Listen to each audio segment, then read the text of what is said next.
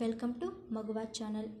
కొన్ని సినిమాలు నటీనటుల మనస్తత్వాలు కూడా మార్పును తెస్తుంటాయి. కేసరి 2 సినిమా వల్ల నటి అనన్య పాండేకు అలానే జరిగేదట.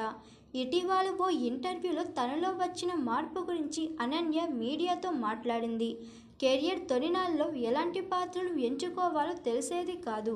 అందుకే అన్ని బబ్లీ క్యారెక్టర్లే చేస్తాను. అందులో కామెడీ, గ్లామర్ పాత్రలే ఎక్కువ.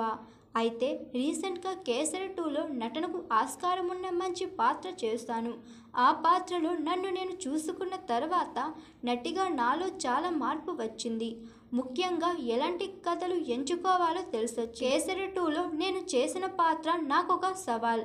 నటిగా నా పొటెన్షియాలిటీని తెలియచెప్పింది పాత్ర.